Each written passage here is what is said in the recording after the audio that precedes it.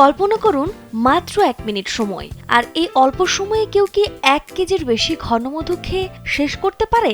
শুনতে অসম্ভব মনে হলেও এই অবিশ্বাস্য কাজটি করে দেখিয়েছেন জার্মানির এক যুবক আন্দ্রে অল্টর্ফ, আর এতেই গিনিস ওয়ার্ল্ড রেকর্ডসে নাম লিখিয়েছেন তিনি। পাকিস্তানের একটি গণমাধ্যম সামা টিভির এক প্রতিবেদনে এই তথ্য জানানো হয়। আর সে মধু খাওয়ার ভিডিওটি এরই মধ্যে সামাজিক যোগাযোগ মাধ্যমে ব্যাপক ভাইরাল হয়েছে। ভাইরাল হওয়া ভিডিওতে দেখা যায় অত্যন্ত দক্ষতার সাথে বড় চামচে করে তিনি দ্রুত মুখে মধু খাচ্ছেন। মধুর ঘনত্ব ও আঠালো টেক্সচারের কারণে এটি দ্রুত খাওয়া অত্যন্ত কঠিন। কিন্তু সব বাধা উপেক্ষা করে অল্টর্ফ 60 সেকেন্ডের মধ্যেই মোট 1273 গ্রাম মধু খেয়ে গিনেস ওয়ার্ল্ড রেকর্ডসে নিজের নাম লিখিয়েছেন।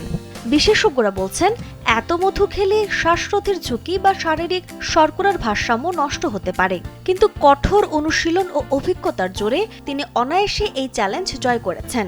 অদ্ভুত ও ঝুঁকিপূর্ণ সব রেকর্ড গড়ার নেশায় থাকা এই যুবকের এই কৃতি সত্যি অবাক করার।